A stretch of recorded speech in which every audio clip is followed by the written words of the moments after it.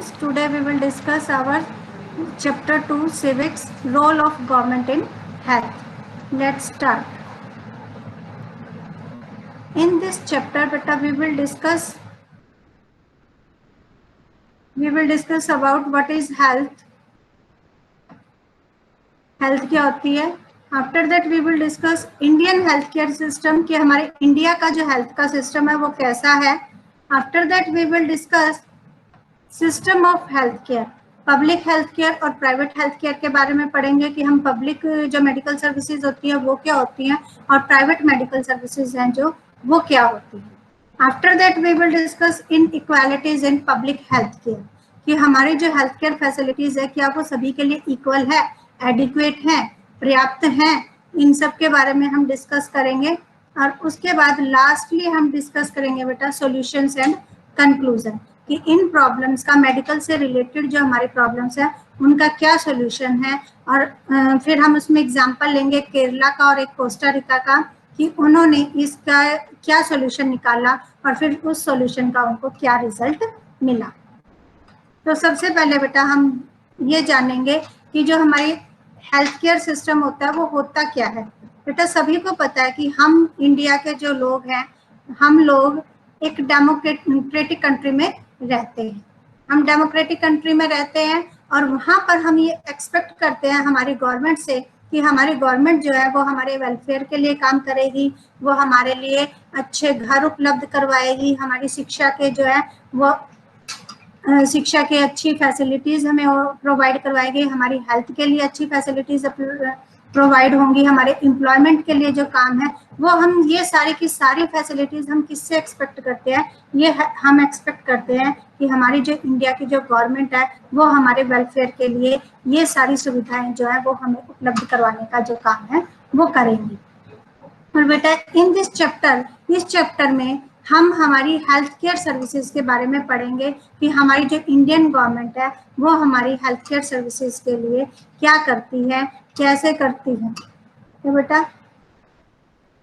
After that सबसे पहले हमें ये देखना होगा कि हेल्थ होती क्या है. What is health. What is health. Health means क्या होता है बेटा कि बीइंग फ्री फ्रॉम डिजीज. जब हम ये कहते हैं कि हम बीमारियों से मुक्त हैं, हम बीमारियों से फ्री हैं, तो हम ये कहते हैं कि हम हेल्दी हैं. जबकि मॉडर्न वर्ल्ड में हम क्या मानते हैं, आज के टाइम में क्या माना जाता है कि वो व्यक्ति हेल्दी है जो कि एक्टिवली अपने काम को कर सके और अच्छी स्पिरिट के साथ कर सके. यानी गुड अच्छी स्पिरिट हो और एक्टिवली काम कर सके तो उसको हम हेल्दी मानते हैं. केवल बीमारियों से फ्री रहना ही हेल्दी नहीं है, बल्कि उसका जो काम है वो एक्टिवली काम हो, अच्छी स्पिरिट्स के साथ काम हो, उसको हम कहते हैं कि व्यक्ति जो है वो हेल्दी है. और इस हेल्दी रहने के लिए हमें क्या क्या चीजों की जरूरत होती है. कौन व्यक्ति हेल्दी होता है. वो व्यक्ति हेल्दी होता है बेटा जिसको कि पीने के लिए साफ पानी मिलता है, न्यूट्रिशियस फूड मिलता है, पॉपुलेशन फ्री इन्वायरमेंट मिलता है और स्ट्रेस फ्री इन्वायरमेंट मिलता है. तो वो व्यक्ति जो है वो हेल्दी रह सकता है. अगर आपके पास पीने के लिए साफ पानी नहीं है, अच्छे पोषक तत्वों वाला खाना नहीं है, आप माल नरिश्ड है, कुपोषित है, या फिर आपका जो इन्वायरमेंट है वो पोल्यूटेड है, या आप स्ट्रेस में रहते हैं, तो आपको हेल्दी नहीं कहा जा सकता. और ऐसी जो पॉपुलेशन होती है वो अनहेल्दी कहलाती है. और वो जो पॉपुलेशन होती है वो हमारी कंट्री के ऊपर एक लायबिलिटी के रूप में होती है. वो हमारे देश के विकास के लिए काम नहीं कर सकती, वो हमारे देश को पीछे ले जाने का काम करते हैं. तो किसी भी देश के डेवलपमेंट के लिए ये जरूरी है कि वहाँ की जो पॉपुलेशन है वो हेल्दी हो, तभी हमारा देश जो है वो विकास कर सकता है. एक अनहेल्दी इन्वायरमेंट में ना तो पॉपुलेशन ही हेल्दी रह सकती है और ना ही उस कंट्री का विकास हो सकता है. उसके बाद है बेटा इंडियन हेल्थ केयर सिस्टम कि हमारे इंडिया का जो हेल्थ केयर सिस्टम है वो कैसा है. बेटा वैसे अगर देखा जाए हम बात करें तो इंडिया जो है वो 4th लार्जेस्ट प्रोड्यूसर है मेडिसिन का वर्ल्ड में. यानी वर्ल्ड में 4थे नंबर पर सबसे ज्यादा दवाइयाँ जो है वो हमारे इंडिया में बनती हैं. लेकिन उसके साथ साथ एक बात ये भी है, ये एक सच्चाई ये भी है कि हमारी जो पॉपुलेशन है वो संसार में दूसरे नंबर पे सबसे ज्यादा पॉपुलेशन की है। चीन के बाद दूसरे नंबर पे हमारे देश की जो जनसंख्या है वो सबसे ज्यादा है। तो इतनी बड़ी जनसंख्या के लिए अच्छी हेल्थ सर्विसेज प्रोवाइड करवाना भी आसान बात नहीं है। तो इतनी बड़ी जब हमारी पॉपुलेशन इतनी ज्यादा है तो नेचुरल सी बात है कि वहां पर लोग बीमार भी ज्यादा पड़ते होंगे। सभी को ना तो क्लीन ड्रिंकिंग वाटर मिल पाता है, ना ही क्लीन टॉयलेट्स मिल पाते हैं, और तो और जो न्यूट्रिशियस फूड है वो भी नहीं मिल पाता। तो इन सब की वजह से हमारे देश में जो है लोग बीमार भी ज्यादा पड़ते हैं और मेडिसिन भी जो है वो ज्यादा प्रोड्यूस होती है। और तो और हमारे देश में क्या होता है, अगर हम हेल्थ केयर की बात करें तो जो अच्छे डॉक्टर्स होते हैं, नर्सेज होती हैं, वो ये चाहती हैं कि वो शहरों में जाकर जॉब करें, ना कि गांव में जाकर जॉब करें। तो उसके लिए क्या, उससे क्या होता है कि हमारे देश की ज्यादातर जो पॉपुलेशन है वो गांव में रहती है, ठीक है बेटा, और शहरों में जो पॉपुलेशन है कम है। तो गांवों में पॉपुलेशन तो ज्यादा है लेकिन जो फैसिलिटीज हैं, डॉक्टर्स हैं, नर्सेज हैं, वो कम है। शहरों में जो है ये सारी फैसिलिटीज ज्यादा पाई जाती है। तो इस वजह से जो है एक बैलेंस नहीं बन पाता है और उस इनबैलेंस की वजह से हमारे जो हेल्थ सिस्टम है वो कहीं ना कहीं पीछे छूट जाता है। तो इंडिया, और क्या चीज है, नेक्स्ट पॉइंट क्या है कि इंडिया को बेटा मेडिकल टूरिस्ट भी मिलते हैं, कि बाहर से जो लोग हैं वो अपना इलाज करवाने भारत में आते हैं। तो उसका रिजल्ट क्या होता है, मेडिकल टूरिस्ट तो मिल जाते हैं, पैसा मिल जाता है, लेकिन जो अच्छी फैसिलिटीज होती हैं वो पैसा देके ये मेडिकल टूरिस्ट जो है वो ले जाते हैं। और जो हमारे पुअर जो लोग होते हैं, जो पुअर पीपल होते हैं, उनके लिए मेडिकल सर्विसेज की जो है वो कमी हो जाती है, उन तक वो सुविधाएं नहीं पहुंच पाती हैं, क्योंकि हमारे देश में मेडिकल जो फैसिलिटीज हैं बेटा वो बहुत कम है। और कम है तो इस वजह से क्या होता है कि जो गरीब लोग हैं उनकी पहुंच उन फैसिलिटीज तक नहीं हो बन पाती है, और गरीब लोग जो हैं वो उन सुविधाओं से वंचित रह जाते हैं और उनका जो जीवन है वो बहुत ही कष्टों से गुजरता है, बीमारियों से गुजरता है। उसके बाद जो हमारा नेक्स्ट जो पॉइंट है बेटा वो क्या है कि in order to prevent illness we need proper healthcare facilities such as health center, hospital, laboratories for testing, ambulance services, blood bank etc. कि हमें अगर बीमारियों से दूर रहना है तो हमें अच्छी फैसिलिटीज चाहिए, जैसे कि अच्छे हॉस्पिटल्स चाहिए, लेबोरेटरीज चाहिए टेस्टिंग के लिए, एम्बुलेंस चाहिए, ब्लड बैंक चाहिए। तो इन सब के लिए जो है वो हमें पैसा चाहिए और वो हमारी गवर्नमेंट जो है बेटा वो ट्राई भी करती है। अब जैसे कोरोना फैल रहा है तो कोरोना को कहते हैं ना कि जितनी ज्यादा टेस्टिंग होगी उतना ही जल्दी जो है हम इसको काबू कर सकेंगे, और उसके लिए हमारी इंडिया ने बहुत सी नई टेस्टिंग लेबोरेटरीज तैयार की है ताकि बड़े पैमाने पर टेस्टिंग करके हम इसको फैलने से रोक सके। तो उसके लिए क्या है कि अच्छी अच्छी फैसिलिटीज की जरूरत है, अच्छी टेस्टिंग लेबोरेटरीज की जरूरत है, और इंडिया की जो गवर्नमेंट है वो कोशिश करती भी है, लेकिन हमारे यहाँ की पॉपुलेशन इतनी ज्यादा है बेटा कि जिस मात्रा में ये होनी चाहिए उस मात्रा में ये है नहीं, कम है। उसके बाद जो हमारा टॉपिक है वो क्या है, India has a lot of knowledge and experience in the field of health care. कि हमारा जो इंडिया है बेटा उसको स्वास्थ्य सुविधाओं के बारे में बहुत ज्ञान है, बहुत नॉलेज है, बहुत एक्सपीरियंस है, जो कि हमारी सरकार के द्वारा चलाए जाते हैं। और हमारी सरकार जो है वो लोगों की हेल्थ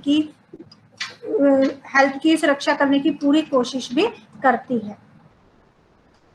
उसके बाद है बेटा हेल्थ केयर सिस्टम जो इंडिया में वो दो तरह का, एक तो है हमारा पब्लिक हेल्थ केयर और दूसरा है हमारा private health care. Public health care और प्राइवेट हेल्थ केयर दो तरह का जो है वो हमारा सिस्टम है। तो पब्लिक हेल्थ केयर में क्या होता है बेटा कि जितने भी हमारे हॉस्पिटल्स हैं, चाहे वो हमारे रूरल एरिया के हैं चाहे वो हमारे अर्बन एरियाज के हैं, जब वो हमारी गवर्नमेंट के द्वारा कंट्रोल किए जाते हैं, गवर्नमेंट के द्वारा रन किए जाते हैं, तो उनको हम कहते हैं पब्लिक हेल्थ केयर सर्विसेज, हम उनको बोलते हैं। और गांव में हम इनको प्राइवेट हेल्थ सेंटर्स भी बोलते हैं, शहरों में हम इनको बड़े बड़े हॉस्पिटल्स के, जैसे सरकारी हॉस्पिटल है हमारा एम्स है, वो हमारा गवर्नमेंट हॉस्पिटल है, जहां पर कि काफी फैसिलिटीज प्रोवाइड करवाई जाती हैं लोगों की हेल्थ के लिए। और बेटा गवर्नमेंट को ये पैसा कहाँ से मिलता है ये हेल्थ सेंटर्स इस्टेब्लिश करने के लिए? ये पैसा गवर्नमेंट को जो है वो हम जो टैक्सेस पे करते हैं उन टैक्स के रूप में सरकार को वो पैसा मिलता है, और सरकार जो है उस पैसे से हमारे लिए ये सर्विसेज जो है वो प्रोवाइड करवाने की कोशिश करती है। और गवर्नमेंट हॉस्पिटल्स का एक और काम होता है बेटा कि जो हमारी ऐसी डिजीज जो कि दूसरों के पास छूने से या उनके पास जाने से या छींकने से खांसने से फैलती हैं, उनको रोकने के लिए स्टेप्स उठाने का काम भी हमारा जो है वो गवर्नमेंट हॉस्पिटल्स का ही होता है। जो प्राइवेट हॉस्पिटल्स हैं वो भी कोशिश कर सकते हैं, लेकिन वो उनकी मर्जी होती है, वो करें ना करें, गवर्नमेंट के फोर्स के बाद तो उनको करना ही पड़ता है, लेकिन अपना खुद का स्टेप वो उठाए ना उठाए वो उनकी मर्जी होती है। लेकिन गवर्नमेंट हॉस्पिटल्स के एम्प्लॉयज को, डॉक्टर्स को ये करना ही पड़ता है, उनके लिए उनको कोशिश करनी ही पड़ती है। जैसे अब कोरोना को फैलने से रोकने के लिए जितने भी हमारे सरकारी हॉस्पिटल्स हैं वो पूरी कोशिश करते हैं कि लोगों को अच्छी से अच्छी मेडिकल फैसिलिटीज जो है वो प्रोवाइड करवा सके। उसके बाद है बेटा हमारा प्राइवेट हेल्थ केयर का। जैसा कि नाम से ही पता चल रहा है कि प्राइवेट हेल्थ केयर सिस्टम जो है वो गवर्नमेंट के द्वारा रन नहीं किया जाता। उसमें बहुत से ऐसे, इंडिया में बहुत से ऐसे clinic, hospital, laboratories, medical colleges हैं जो कि प्राइवेट लोगों के द्वारा या प्राइवेट संस्थाओं के द्वारा रन किए जाते हैं। उनकी खुद के प्राइवेट क्लिनिक होते हैं, उनके अपने ट्रीटमेंट के अलग अलग जो है फैसिलिटीज होती हैं। अब आप देखो अपोलो जो हॉस्पिटल है वो कितना बड़ा हॉस्पिटल है, और वो एक प्राइवेट हॉस्पिटल है हमारा, जो कि बहुत सी मेडिकल फैसिलिटीज जो है वो प्रोवाइड करवाता है। तो ये सारे का सारा जो सिस्टम होता है ये प्राइवेट लोगों का, अपने लोग जो है उनका अपना खुद का होता है, सरकार का उस पर कोई कंट्रोल नहीं होता। तो दो तरह के जो सिस्टम है वो पाए जाते हैं, एक तो पब्लिक और एक प्राइवेट। उसके बाद है बेटा हमारा inequality in public health care, कि हमारे जो पब्लिक हेल्थ केयर का जो सिस्टम है, क्या वो जो हमारी मेडिकल फैसिलिटीज है क्या वो सभी लोगों तक इक्वली एक बराबर पहुंच रहा है?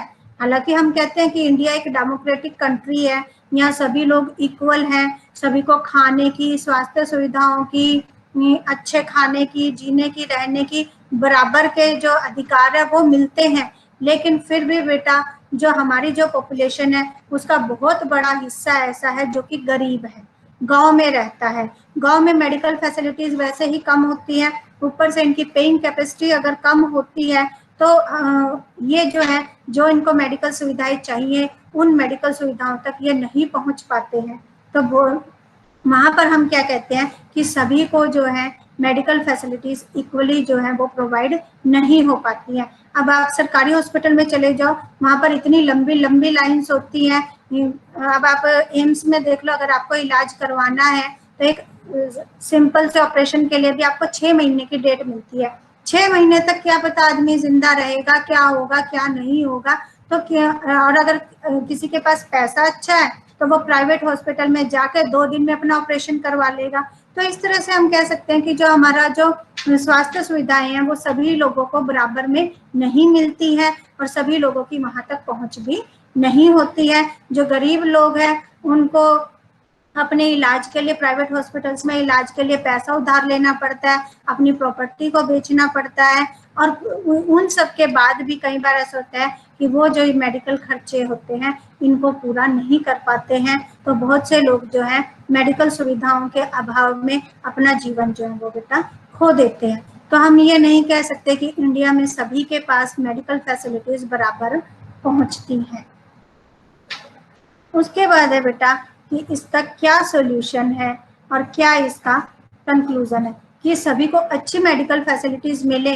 ये किसकी रिस्पॉन्सिबिलिटी होती है? ये गवर्नमेंट की रिस्पॉन्सिबिलिटी होती है कि वो अपनी कंट्री के जितने भी सिटीजन्स हैं सब तक अच्छी मेडिकल फैसिलिटीज जो है वो पहुंचाए। बेसिक मेडिकल फैसिलिटीज तो कम से कम हर व्यक्ति के पास पहुंचनी चाहे जो वो अमीर हो या वो गरीब हो, सभी तक जो है बेसिक मेडिकल फैसिलिटीज जो है वो पहुंचनी चाहिए। एक हेल्दी कंट्री ही विकास कर सकती है, अनहेल्दी कंट्री कभी भी विकास नहीं कर सकती है। तो अगर किसी देश को विकास करना है तो उसके लिए ये जरूरी है कि वो अपने देश के लोगों को स्वस्थ बनाए, उनके स्वास्थ्य की ओर ध्यान दे। तो बेटा इसके लिए हम यहाँ 2 एग्जाम्पल ले रहे हैं, एक तो केरला स्टेट का और एक कोस्टा रिका कंट्री का एग्जाम्पल ले रहे हैं कि उन्होंने अपने देश में मेडिकल फैसिलिटीज के लिए क्या स्टेप्स उठाए और उनका क्या रिजल्ट निकला। इन 1996 बेटा 1996 में केरला की जो गवर्नमेंट थी उन्होंने अपने बजट का 40% जो था वो गांव की पंचायतों को दे दिया कि वो अपने गांव में भाई उनको क्या सुविधाएं चाहिए और वो किस हिसाब से अपने उनकी प्लानिंग करती है, उनको बिल्कुल फ्री छोड़ दिया कि वो अपने गांव की जरूरतों के हिसाब से अपनी प्लानिंग को करें। और इसका रिजल्ट क्या हुआ कि गांव की जो पंचायत थी उन्होंने इस पैसे को अच्छी स्वास्थ्य सुविधा उपलब्ध कराने के लिए खर्च कर दिया। और इसके लिए उन्होंने क्या किया कि पानी की सप्लाई जो थी उस पर ध्यान दिया, लोगों को क्लीन ड्रिंकिंग वाटर दिया, एजुकेशन पे उन्होंने खर्चा किया, स्कूल के ऊपर उन्होंने खर्चा किया। इसका रिजल्ट क्या हुआ कि वहाँ के जो लोग केरला के जो, अब आप पढ़ते भी हो कि सबसे जो लिटरेसी रेट अगर हम देखें तो केरला की हाई है। तो वहाँ के लोग जो एजुकेटेड बने तो उनको ये पता लगा कि क्या उनकी हेल्थ के लिए अच्छा है और क्या अच्छा नहीं है, तो वहाँ के लोग हेल्दी भी बने। तो केरला जो था वो एक हेल्दी स्टेट में जो था वो कन्वर्ट हो गया। इसका रिजल्ट ये निकला। उसके बाद दूसरा एग्जाम्पल हम लेंगे कोस्टा रिका का। कोस्टा रिका ने बेटा बहुत साल पहले क्या डिसाइड किया कि वो अपना जो पैसा नेशनल आर्मी सेना को तैयार करने में खर्च करती थी, वो पैसा वो सेना पे खर्च ना करके वो अपने देश के लोगों को उनकी बेसिक जो जरूरतें हैं उनको पूरा करने के लिए खर्च करेगी। और उन्होंने ये पैसा जो था, जो सेना पे खर्च होता था, उस पैसे को सेना पे खर्च करने की बजाय वहाँ के लोगों के स्वास्थ्य पर, शिक्षा पर और उनकी दूसरी बेसिक जरूरतों को पूरा करने पे खर्च किया। और इसका रिजल्ट क्या निकला बेटा? इसका रिजल्ट ये निकला कि आज कोस्टा रिका जो है वो साउथ अमेरिका कॉन्टिनेंट की सबसे हेल्दीएस्ट कंट्रीज में शामिल है। तो सबसे healthiest country of south America is Costa Rica. तो जब कोस्टा रिका के लोग इतने हेल्दी हैं तो बेटा वहाँ के जो लोग हैं वो अपने देश के डेवलपमेंट में एक एसेट की तरह काम करेंगे, ना कि एक लायबिलिटी के रूप में काम करेंगे। तो एक देश जो है वो तभी ग्रो कर सकता है जब वहाँ की जो जनसंख्या वो हेल्दी हो। अनहेल्दी जो स्टेट है वो कभी भी ग्रो नहीं कर सकती, कभी भी डेवलपमेंट नहीं कर सकती। तो बेटा ये आपका आज का पूरा चैप्टर था कि गवर्नमेंट का क्या रोल है हेल्थ फैसिलिटीज को प्रोवाइड करवाने में। Thanks, have a nice day.